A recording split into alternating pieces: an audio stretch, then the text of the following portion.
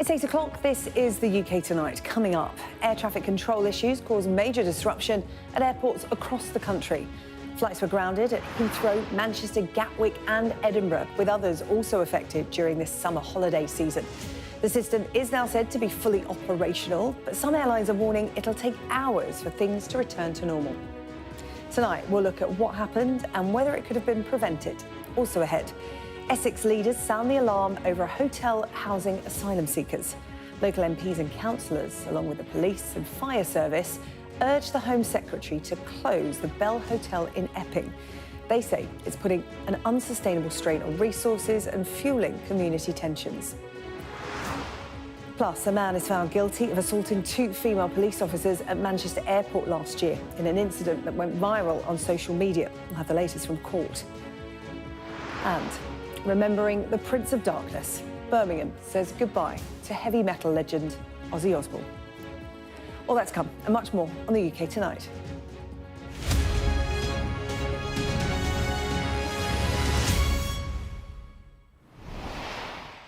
Well, tonight, airlines are attempting to get their operations back to normal after an air traffic control fault caused major disruption across the country. Flights were grounded at airports that included Heathrow, Manchester, Gatwick and Edinburgh, with thousands affected. Planes are now taking off again, but delays are ongoing, with a warning disruption is likely for hours to come. Amelia Harper is at Heathrow Airport for us tonight, and Oliver Whitfield-Mirchich is at Gatwick. Amelia, to you first. What's the situation there at Heathrow tonight? Well, at the moment, flights and airports, or airlines, I should say, are currently scrabbling to try to get operations back to normal after a major technical glitch at an air traffic control centre earlier today. And earlier flights were grounded from around 3-4 o'clock this afternoon at major UK airports, including here at Heathrow, due to a technical fault at one of the air traffic control centres. It not only impacted flights here at Heathrow, but other airports like Gatwick, Birmingham, Manchester and Edinburgh as well. And in terms of how the day actually unfolded, at around 4:15 p.m, National Air Traffic Control issued a statement to say that there were issues at their Swanwick Air Traffic Control Centre. This is one of their 2 centres in Hampshire. There's another one in Ayrshire in Scotland, and it not only controls the very, very complex airspace in and around London here, but also around 200,000 square miles of airspace over England and Wales as well. And then about 50 minutes later, they issued an updated statement to say that things were on the mend. Engineers had resolved this issue. In terms of what's happened here at Heathrow, flights were grounded earlier today. There are some taking off now at the moment. The average delay time to passengers here at Heathrow is around 64 minutes, but Heathrow bosses have said that the normal flow rate of around 45 flights an hour are now back up and running. And of course, this situation has attracted major criticism from some airlines. I believe we've got one just taking off behind me here, a Lufthansa flight, if I can see correctly, but it's attracted criticism from the Liberal Democrat leader, Sir Ed Davey, who's called for an inquiry into what's happened. Oliver, what's the situation at Gatwick? Fairly similar, I would imagine. Yeah, very similar. We've got flights that are taking off once again, but for passengers here, they've been stuck sometimes inside aircraft for around 2 hours, unable to get up from their seats. Some of those planes getting quite warm and the doors having to be opened in order for passengers to be made as comfortable as possible. Even once the technical issue had been resolved, there was then the knock-on effect of not having enough ground staff in order to get the planes to where they needed to be. Now, airport officials here say that the number of cancellations is still in flux, but by our reckoning, there's been at least 10 cancellations so far today from airlines including EasyJet, which is the largest airline operator here at Gatwick, along with British Airways, Vueling and Norwegian. Now, interestingly, Ryanair is calling for the head of Nats, that's Martin Rolfe, to step down. If you cast your mind back to August 2023, there was a huge outage by Nats, which is the private air traffic control provider for the United Kingdom. That affected 700,000 passengers at the time. Ryanair, the biggest low-cost airline in Europe, has clearly set its guns on the leadership of Nats. Here is Dara Brady from Ryanair speaking to Sky News earlier. Well, ultimately, if you can't do the job, well, then you move over and let somebody else do it. This isn't the first time that we've had an issue. It's not a once-off.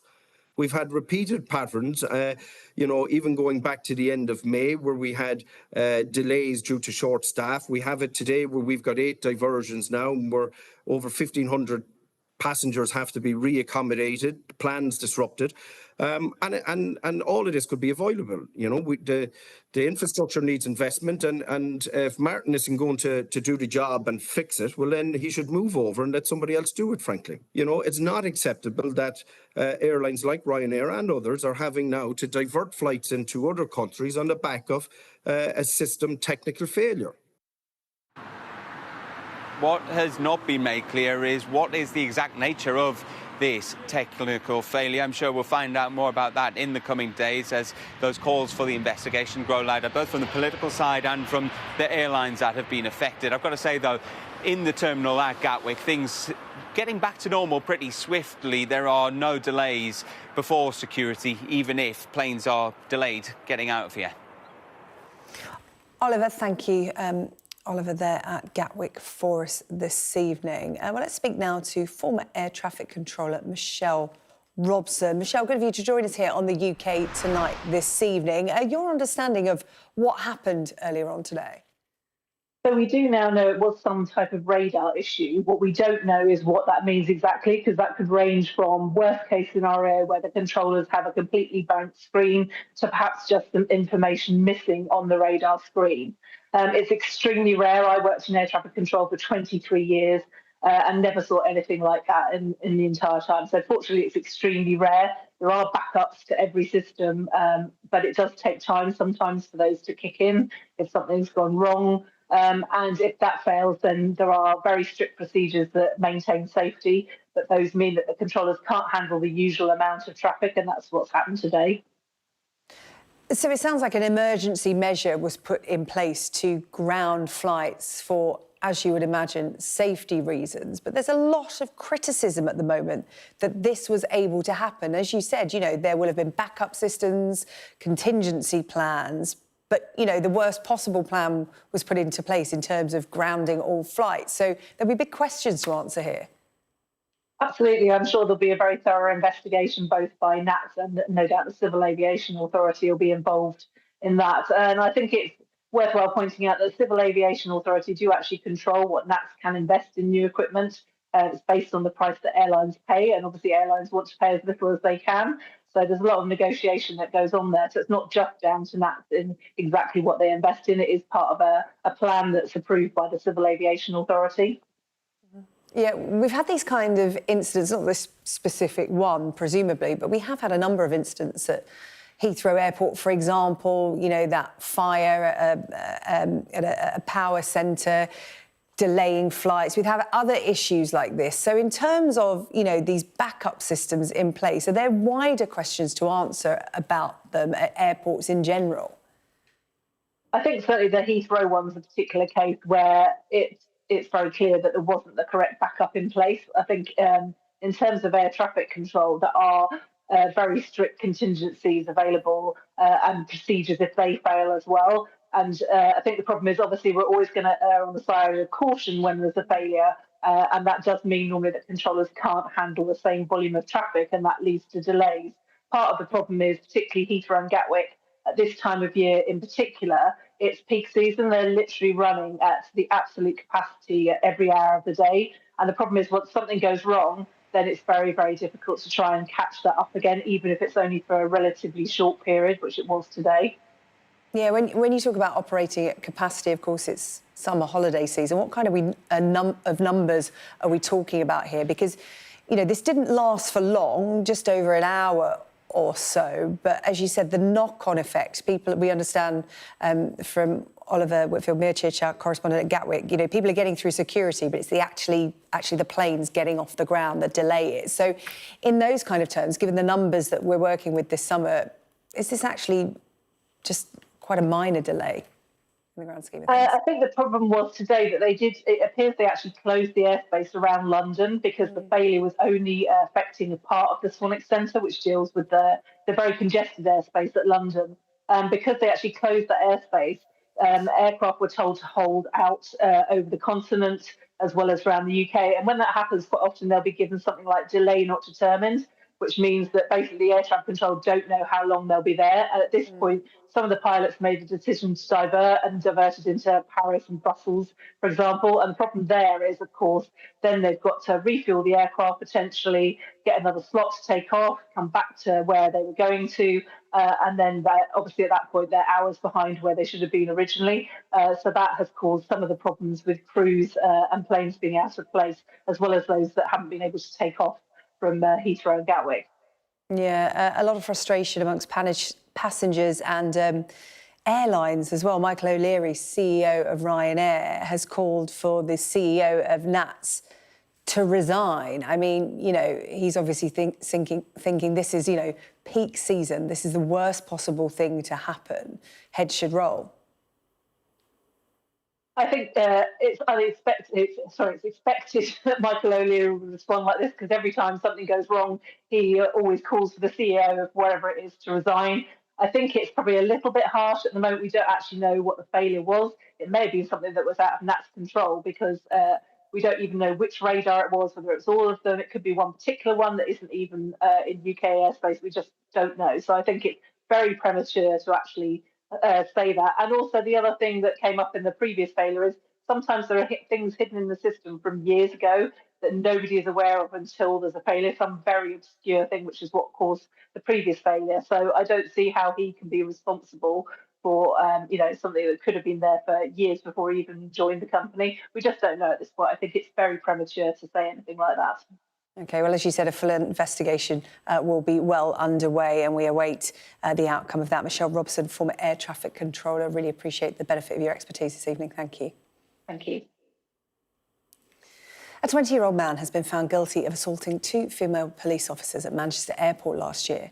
Mohammed Fahir Amaaz was convicted of assaulting PC Lydia Ward and PC Ellie Cook in an incident that was caught on video and widely shared on social media platforms. The jury was unable to decide whether Amaaz and his brother also assaulted a male officer. Sky's North of England correspondent Katerina Vitozzi has this report. The man in the light blue tracksuit is Mohammed Fahir Amaaz, confronting a man he said had insulted his mother. He headbutts him and follows up with punches. This set the scene for what came next. Police officers were called, and at a car park pay station they moved in to arrest Amaaz on suspicion of assault. His brother, Mohammed Ahmad, was with him.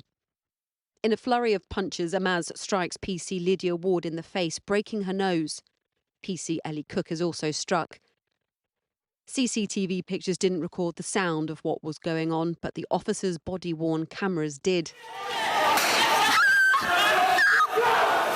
PC Ward's screams can be heard. As other officers arrive, the extent of her injuries can be seen. Amaaz was found guilty of causing PC Ward actual bodily harm, of the assault of PC Cook and the earlier airport assault. He's been remanded in custody. But after 10 hours of deliberating, the jury here at Liverpool Crown Court were unable to come to a decision on the charge that related to both brothers, that of causing actual bodily harm to the male officer involved in this case, PC Zachary Marsden. In response to today's verdicts, the Chief Constable of Greater Manchester Police said, whilst assaults on police officers are sadly not uncommon, 44 of my officers are assaulted every week across Greater Manchester. Such attacks can never be justified. Our officers are decent people who routinely place themselves in harm's way to protect the public. They deserve our respect and support. The Independent Office for Police Conduct is investigating the behaviour of the officers that day in July last year to determine whether anyone breached the standards of professional behaviour, particularly regarding a kick to Mr Amaaz's head by PC Marsden after he'd been tasered. Prosecutors have already decided that no officers will face criminal charges. Katerina Vitozzi, Sky News, Liverpool. Thousands lined the streets of Birmingham today to remember heavy metal legend Ozzy Osbourne, who died last week at the age of 76. Fans laid floral tributes and chanted his name as a funeral procession containing his hearse made its way through the city centre. His family were visibly emotional as they stopped to lay their own flowers on Black Sabbath Bridge before then attending a private service. Our arts and entertainment correspondent Katie Spencer has this report.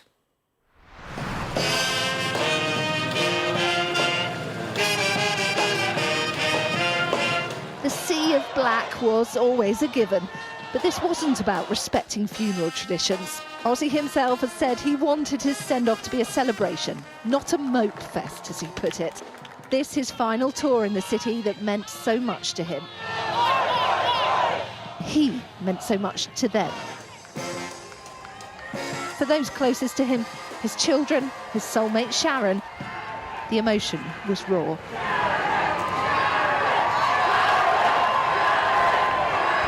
For his wife, who spent her career organising his shows, this has to have been the hardest. They didn't have the strength to stay long, and after they left, fans flooded the streets to lay flowers. It makes me really proud to be a Brummie because we've showed up for the Prince of Darkness and we've celebrated his life. In 2009, I think, we had a lot of injured soldiers, and he came to the hospital to visit those injured soldiers, and it was very, very kind of him. Graham Wright, a road manager for Black Sabbath throughout the 70s, had been back with the band for their last ever show 17 days before the frontman's death. I was at rehearsals with them before the Villa Park show for 3 weeks. And then, you know, they brought Ozzy in and he didn't look well. He was definitely going to do the show, and he did it, and he actually did brilliant. I mean, he sang well, and the band played well. But obviously it was a shock that he left us so early. Not since the death of David Bowie has an artist prompted such an outpouring. From an era of preening rock gods, he was the real deal, who meant so much to fans. And while he was one of the most notorious figures in rock, he remained as Brummie as can be.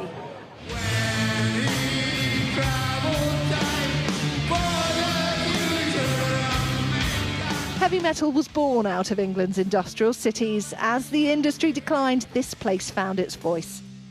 Ozzy never forgot his working class roots. This was his family home. In his teenage years, Ozzy carved his name and a potential band name into the wall outside. The brick below, it says Dark Void. Fans from around the world have sent letters to his family here. This one's from Germany. I think that's the class, quite nice card. While he moved to the other side of the world, this place was in his heart. When the Aston Villa, the gig happened there, the last one, he actually came down this road just to look at his house for the final time.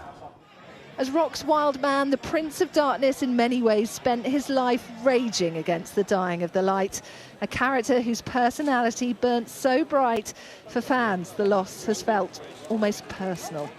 Katie Spencer, Sky News in Birmingham. We can speak now to Lyle Bignon, a Birmingham-based music consultant who was there along with the thousands of other Ozzy Osbourne fans today to pay his respects. First of all, can you give me an idea of the atmosphere there today? One of sombre remembrance, but also one of celebration of a true rock legend. Good evening. Yes, it was a strange mix of kind of celebration, but also sombre in parts. I think for many who were there. Many were there to pay their respects, but also there were the super fans. There were the generation of fans that had grown up with Ozzy, and so it's quite a poignant moment for some of the older folk there. But certainly as an shared experience, it was really great to see people from all walks of life come together as one, united today. It was a really extraordinary day for Birmingham. Yeah, there was a real feeling of people wanting to come to pay their respects and show their appreciation for however Ozzy Osbourne touched their lives, but also support for his family, Sharon and the children, because, of course, Sharon and Ozzy's relationship, one famous in rock and music circles, such a partnership and such a love as well. And, of course, we came to know the Osbournes as a family on reality television. So to see them today so upset, it must have been a really poignant moment for the crowd to show their support and love for them. I think, as Katie's report showed there, you know, the Osbournes and their lives, particularly when they bared it warts and all on the reality show The Osbournes. It allowed people to connect with them as you know, human beings and not as celebrities or high-profile figures. So I think what was extraordinary about Ozzy, which came through the reality show, was that who you saw on stage and who you saw on screen and in person, it was the same. You know, it was the same human, the same person. He retained a lot of the same characteristics that you know, quite typical of people from Birmingham: self-deprecating, a great sense of humour, down to earth, and so people could relate to that. And I think seeing the family grieving like any family would when they've lost an important member certainly touched most people there. It's hard to deny, you know, the fact that it isn't just Birmingham that's lost one of its most famous sons, but the family, of course, are in mourning themselves. Yeah, your heart really went out to the family there, to have to do all of this so publicly. How will you remember Ozzy Osbourne, Lyle? I think he was the anti-hero that Birmingham needed. I think that he, you know, he came from very humble working class beginnings, went on to shape a whole new culture and music genre, and then front one of the biggest bands in the world. And that story, you know, anything is possible. But the thing that's important for me and, you know, millions of other people in this great city is that he never really lost his connection. You know, he's travelled the world, he's performed in countless countries, but his connection with Birmingham was so strong. And the decision to bring the final show to the city for Back to the Beginning, and then, of course, the decision to have the funeral cortege pass through the city today, just really emphasises how proud he was of Birmingham, and you know, that's certainly felt and reflected from us too. Lyle, really good of you to come on today to talk to us after that procession along the streets of Birmingham today, passing over Black Sabbath Bridge. Lyle Bignon there, Birmingham-based music consultant. Thank you. Still to come here on the UK Tonight. Essex leaders call on the government to close a hotel housing asylum seekers in Epping. We'll have the details for you next. Plus, we'll speak to somebody with albinism about what it's like living with the rare genetic condition in the UK and why she wants to raise awareness.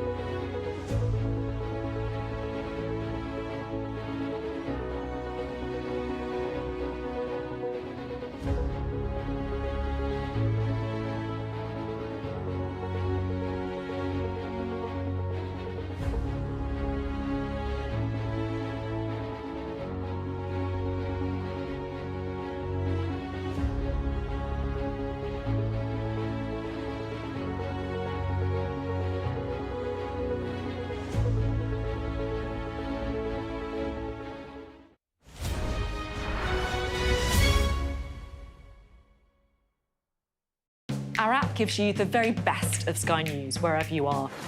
Breaking news, videos and analysis. Evidence of the crisis. Podcasts, watching us live. Live here from Washington. Wherever you get your podcast. All in one place. And all at just the touch of a screen. The Sky News app. Get the full story first.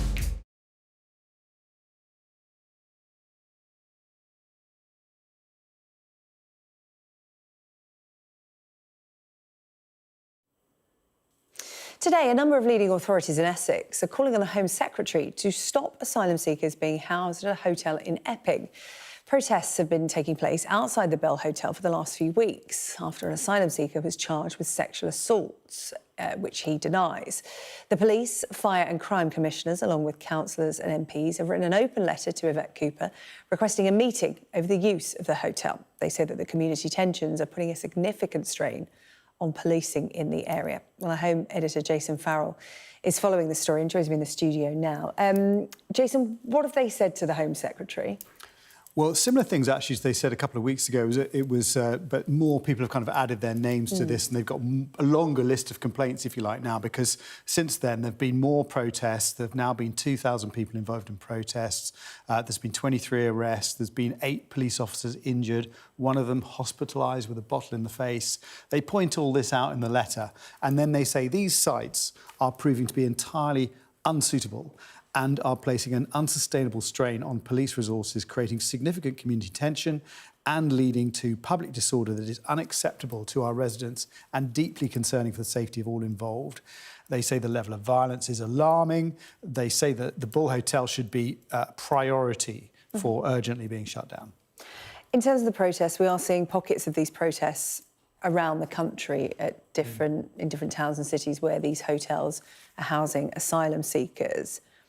And they're all slightly different in terms of, obviously, concerned members of the community, you know, with valid reasons to turn up and protest for some of the reasons you've just outlined there. But then there have been accusations of people coming in to hijack this as well. There are some professional protesters, I would call them, who turn up with their cameras. They're sticking them in other people's faces, but they're also YouTubing or TikToking. Actually making money sometimes from their followers, subscription and that sort of thing. And then there are local residents who are there turning up with local concerns about what's going on. I think what's interesting about this letter is they're saying, you know, shut this hotel down because there's been violent protest. But if the Home Secretary does that, well, what kind of message does that send out to the peaceful protesters? And I've been up in Altrincham, where there is a mix of those two types of protesters, I would say. It was more peaceful, but there are real tensions there. I'll show you my report. In Altrincham, near Manchester, 2 opposing groups have gathered to shout at each other across the A56. It's Sunday, 5 p.m. Much of the nation is united, watching the Lionesses in the Euro finals. Yet here is a dual carriageway of division, and it has formed in front of what has become a beacon for unrest, a hotel housing asylum seekers. Say it loud and say it clear. Refugees are welcome here. The people on the other side of the road are shouting racist, far right. Explain why you're not one of those things. Because I've always treated everybody I meet in life the same, regardless of where they come from. I'm not racist. You know, it's about putting the country first and the people of the country first. Your concern is the cost? The cost of everything. You know, they shouldn't be here. We stop the Germans and we can't stop dinghies. Somebody's taking the mick, aren't they? I'm looking out for the welfare of my own children, my own son, my own nieces and nephews. Yeah. And why do you feel that that poses a risk to them? These people, I am not a racist or far right or anything like that. I'm just a working mum. But what I feel is that these people that are coming over without any documentation, we don't know any of their backgrounds. There's a children's school just there. There's a grammar school, girls' grammar school there. I work here, I see it. I don't feel safe in my own community. Those supporting the migrants have formed a protective line. This is very frightening, I think. So we're just here to show support for the refugees in the hotel. These people are desperate. They're desperate people. And Most of the people at this hotel are young men, though, aren't well, they? it doesn't matter. Even young men are desperate. You know, I know young men of 18, 19 who've come over, and they don't come over for a laugh. They really literally don't. They're coming over because they're escaping something terrible in their own country. And by housing refugees in this hotel, we haven't taken away accommodation from anybody in Britain. You know, there are homeless people in Britain before refugees turned up. So let's be very clear about that. Yeah. Well, the guys over there would say, but those homeless people aren't being put up in hotels. Well, the question should be, why are they being put up somewhere? Why have we got homeless people? It's a decision of government, not of refugees. Sky News was in Altrincham in November when residents first called a meeting having discovered the hotel was going to be used to house migrants. 300 guys from a country which we know did not value women. Yeah. I'm sorry, but that's the hard... No, I'm sorry. We can't lock people up who haven't committed any crimes. When is the end? The councillor who called the meeting says residents' concerns remain. But what I have noticed recently is an unease across the town. So I've contacted the police to try and get a meeting with the police to say, look, there is a simmering issue here. Migrants' voices are rarely heard in this debate. Hotel security advised them not to talk to us. But those I spoke to were a mix of new arrivals and some who'd been here months, all with stories of instability and threat that caused them to leave their homelands. But many are also anxious about the reception they've been getting here. At this protest, both sides see the hotel as a symbol of broken promises from successive governments, a failure to manage migration in a way that doesn't inflame communities. And what remains is anger. And managing and containing that anger is a growing challenge. Jason Farrell, Sky News. Well, Jason, what options are available to the government? Not the best options, really, because they could move people onto other hotels if they want to. Just if there's big problem elsewhere. Moving it somewhere else. They can try and move them into communities. That actually has problems in itself. It can put rents up if there are lots of HMOs. It can lead to people fearing antisocial behaviour on their high streets. But it does disperse it a little bit more. I think one of the problems with hotels is, as I said in the report, they act like beacons. People come to those hotels. Obviously, the other big thing is to try and stop the boats, to try and end this. They are sending more people back. I think the latest figure, I've got 35,000 returned since the new government came in. That's not just people seeking asylum, that would be offenders as well. But then, of course, there have been 20,000 new arrivals in the first half of this year, which is more than ever. And there's about 32,000 people currently in hotels, costing... People are right, it's costing millions of pounds a day. And I think the problem is that they've said they're going to close the hotels. That was an election pledge. And it's a bit like David Cameron when he said he's going to bring down migration to the tens of thousands. You make a promise like that and it spirals in the other direction. Unfortunately, you're going to pay the political consequences for that. OK, Jason. Thank you, Jason Farrell there. Still to come here on the UK Tonight, raising awareness of albinism. I'll be speaking to someone who is living with a condition about what more can be done here in the UK to raise awareness.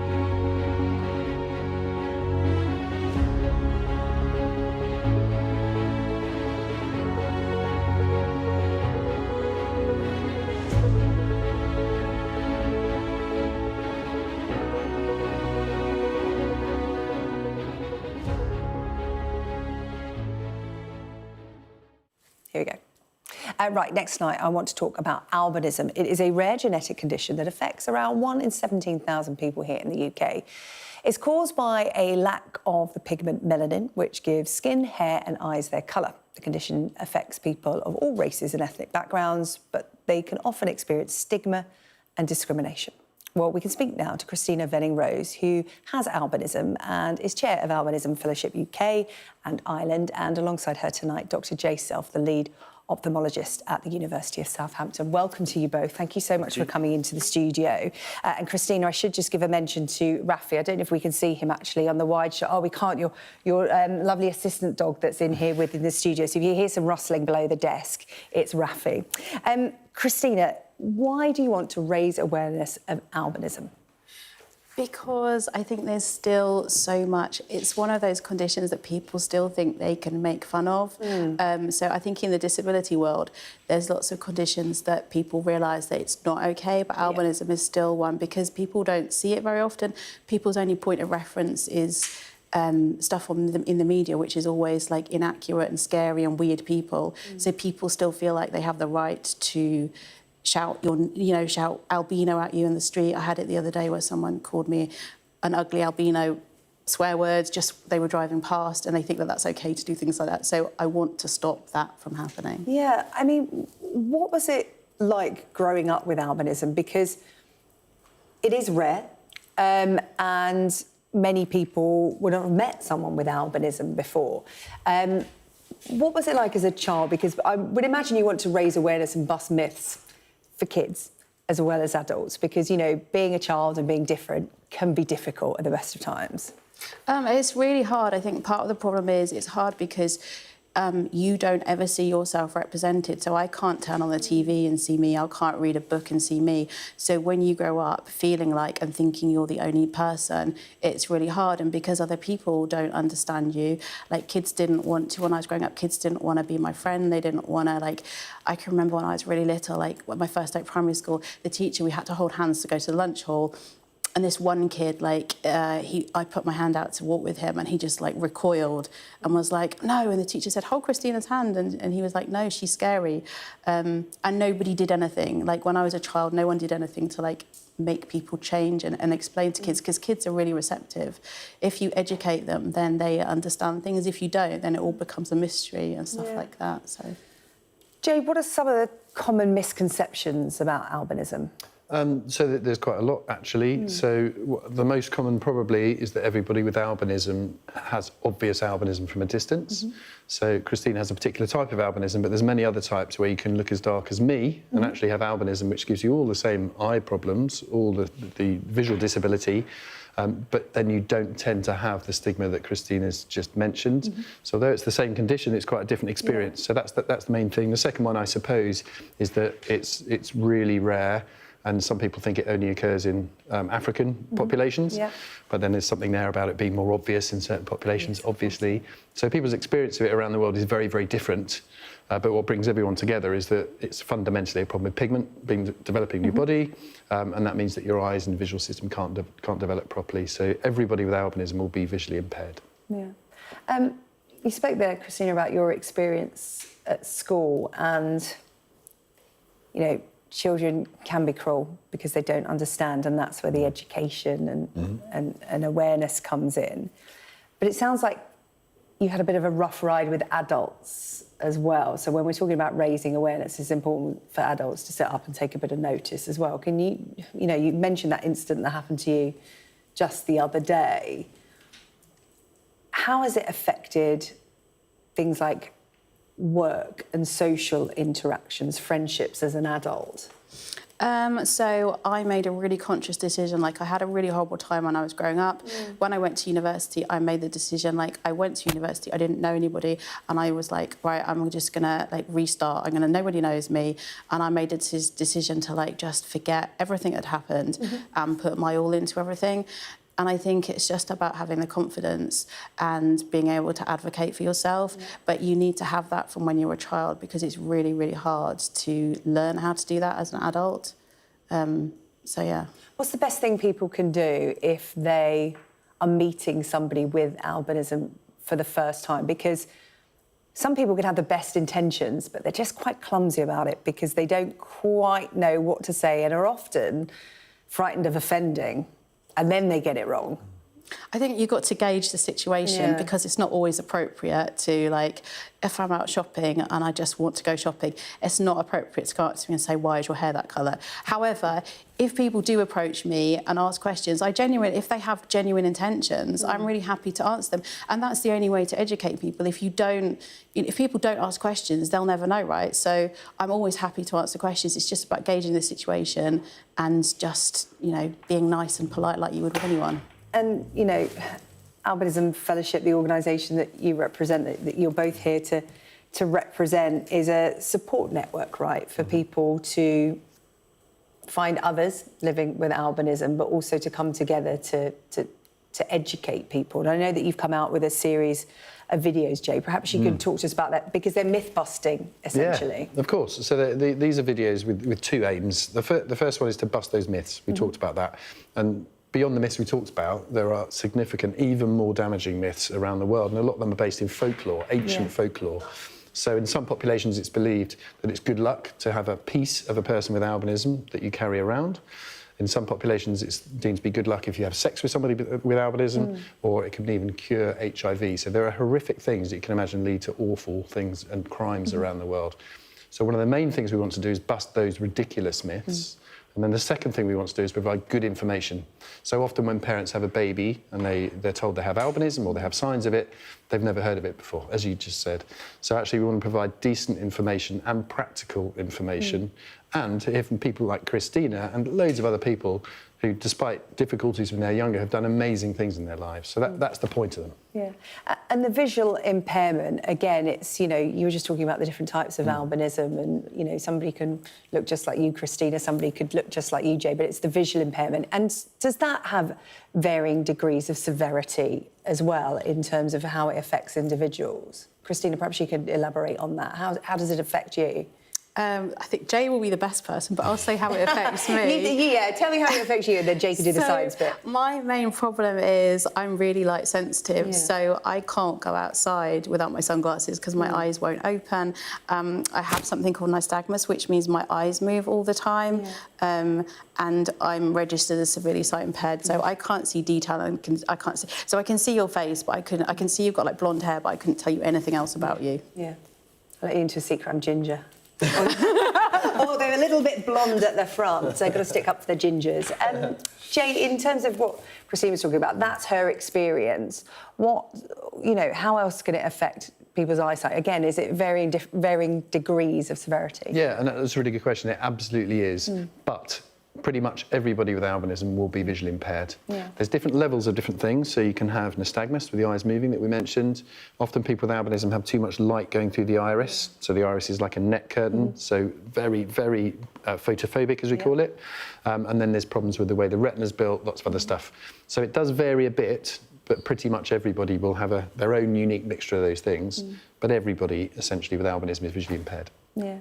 Christina, what's the one thing you want people to take away from our chat here this evening in terms of, you know, some of those myths from around the world are, you know, quite jaw-dropping, like you said, from folklore. It's, you know, jaw-dropping, you know, here in the UK, less so, but there's still prejudice and discrimination. What do you want people to take away from our conversation tonight, Christine? I would say people shouldn't judge a book by its cover.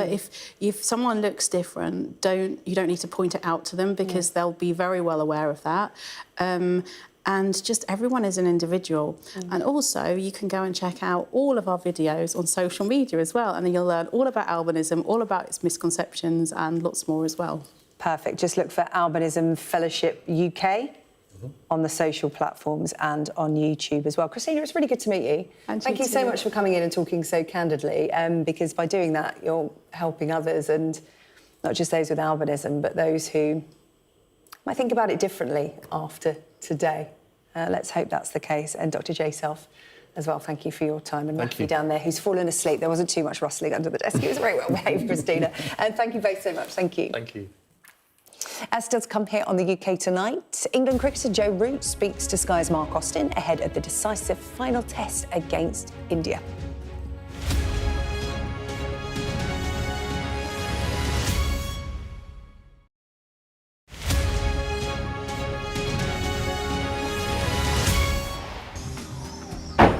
Hear that whistle and that crunch? We know that they're coming from the south of the city where there's a column of Russian armoury.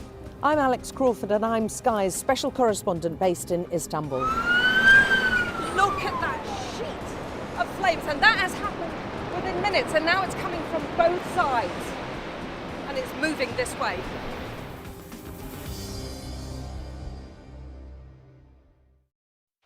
There's always more to the news than a headline. We want to discover, to delve a little deeper, to find out what's really going on. Explanation, analysis, the people at the heart of every story. I'm Neil Patterson, and this is the Sky News Daily Podcast. So, by the end, we'll hopefully all understand what's going on in the world just that little better. Available wherever you get your podcasts. Fire, shouts the commander. There's a dash to safety. We've now got to wait inside the shelter to see if there is incoming. I'm Deborah Hames, Sky Security and Defence Editor. Should Russia's war with Ukraine escalate significantly, pilots like these could be called upon to go into combat for real.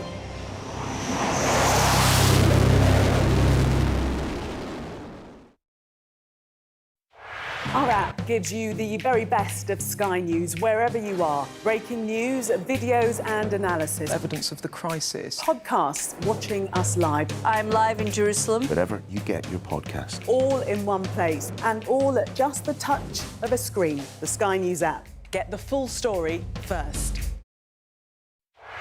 I'm Dominic Waghorn, Sky's International Affairs Editor, covering a world that seems to be unravelling. It's not his country, it's ours. Sky News, the full story first, free wherever you get your news. It's half an hour now past the deadline that Hamas issued, and we've now seen a third barrage of rockets coming in.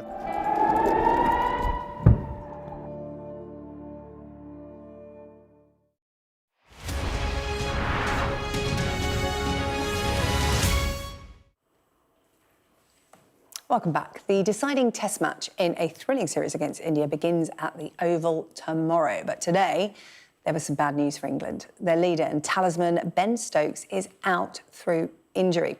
Sky's Mark Austin sat down with batsman Joe Root to talk about the final test, as well as the success of the Lionesses. He began by asking Root how much of a blow it was to lose Stokes.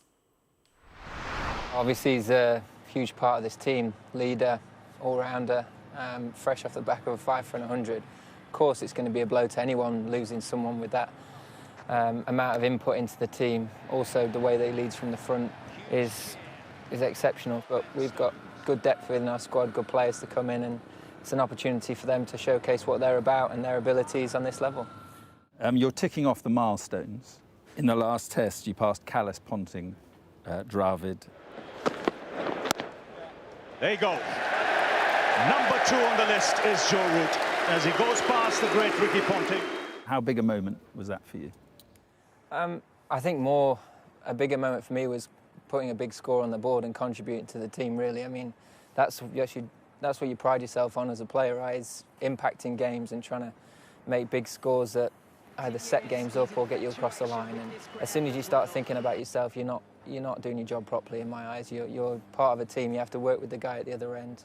And just finally, the Lionesses. I know you were a big supporter of women's cricket. What do you make of what they've done? I know you've got a daughter, Isabella, isn't it? How old is she? She's 5. So what does it mean, do you think, for women's sport, for girls' sport? I think it's been incredible what they've been able to achieve.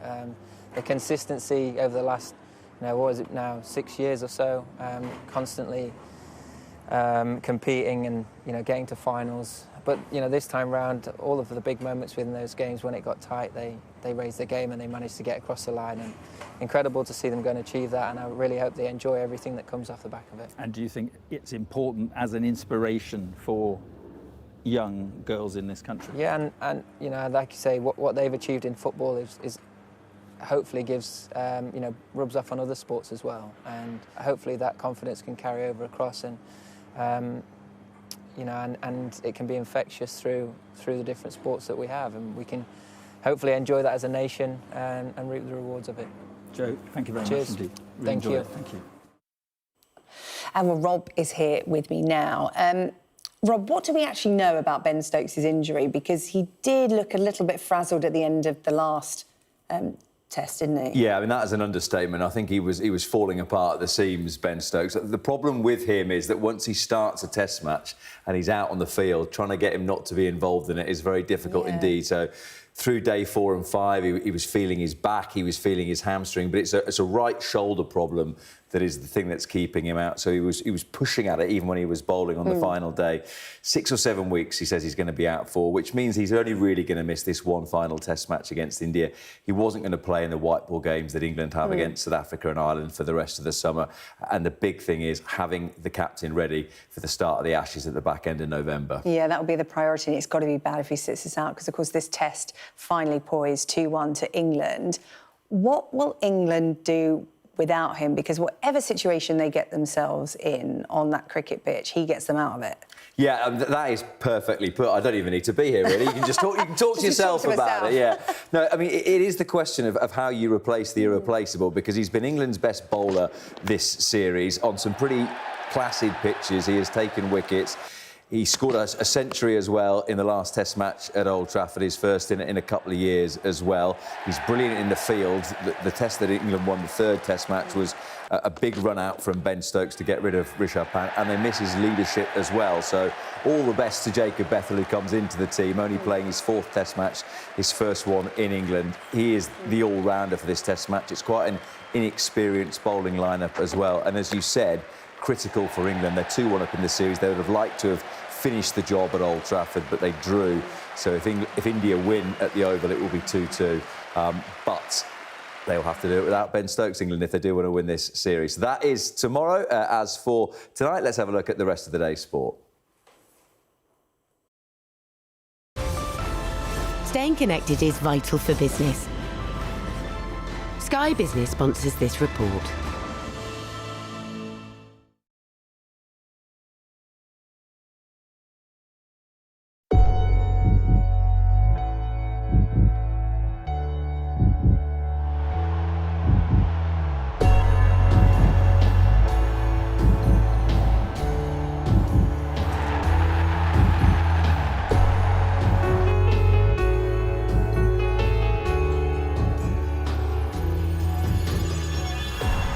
You got more chance of winning the lottery than making it as a professional footballer.